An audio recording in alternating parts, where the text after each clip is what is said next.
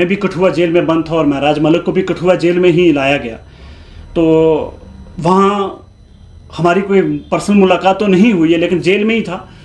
वहाँ हमने देखा उनको, लेकिन मेरी खुद उनसे 1 to 1 मुलाकात नहीं हुई है। वो जेल में एक कमरा जो उनको अलग साइड में दिया गया है।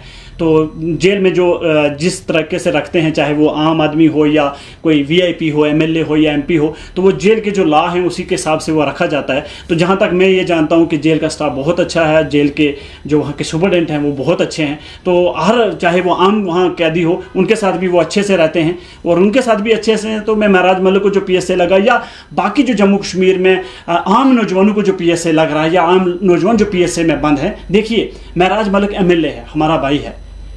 अगर हम चाहते हैं या उमर अब्दुल्ला साहब या महबूबा जी या सजाद लोन साहब अगर इनकी बात करते हैं, महराज साहब की बात करते हैं या वकारज भट्टी की बात करते हैं, क्योंकि हम पॉलिटिकल लोग हैं, या महराज साहब एक MLA हैं, तो उनकी रिहाई होनी चाहिए, उनके ऊपर PSA नहीं लगना चाहिए। तो साथ में इसकी बात भी करनी चाहिए जो सैकड़ों लोग कश्मीरी जो अंदर नौजवान बच्चे हैं जो PSA में बंद हैं, जिनके ऊपर FIR उस टाइम लगी, या उमर की सरकार में लगी या FIR महबूबा की सरकार में लगी।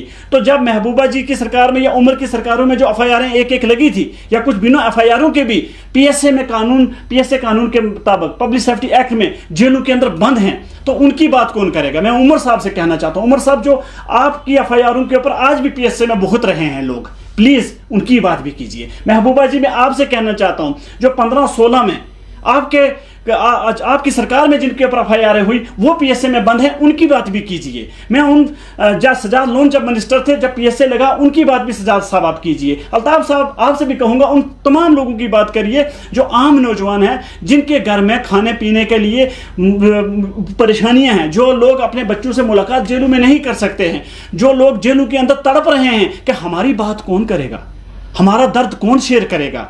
मैं उन्हीं का दर्द लेकर आपके सामने आया हूं। और ये दर्द में जनाब हमारे मनोज सिन्हा साहब, गवर्नर साहब, LG साहब, मैं उनसे कहना चाहता हूं, गुजारिश करता हूं, सर आप गौर कीजिए इनके ऊपर। मैं होम मिनिस्टर साहब से, मैं प्राइम मिनिस्टर दिल्ली से ये कहना चाहता हूं, अगर इनसे 16 में 17 में कोई गलतियां हुई हैं, इनकी गलतियों को माफ़ करके सर इनको एक मौका दीजिए, इनको जीने का एक मौका दीजिए, इनको अपने परिवार के साथ उठने बैठने का एक मौका दीजिए कि एक नई तरीके की ज़िंदगी जी सकें। तो मैं LG साहब से गुजारिश करना चाहता हूँ, मैं यहाँ के DGP साहब से गुजारिश करना चाहता हूँ, मैं पूरे इंतज़ामिया से और ख़ासकर होम मिनिस्टर अमित शाह साहब से गुजारिश करना चाहता हूँ कि जो सैकड़ों हमारे जेलों के अंदर बंद हैं, प्लीज़ उनके ऊपर नज़रसानी कीजिए और उनको एक मौका दीजिए कि वो अपने माँ बाप के पास, अपने घर में, अपने बच्चों के पास आ सकें। और साथ में मैं बच्चों को भी ये कहना चाहता हूँ कि ऐसी तमाम चीज़ों से दूर रहें जहाँ जो कानून के अगेंस्ट हो, जो कानून के खिलाफ हो, जो नेशन के खिलाफ हो, या ऐसी तमाम चीज़ों से दूर रहिए जहाँ आपको और आपके परिवार को कल किसी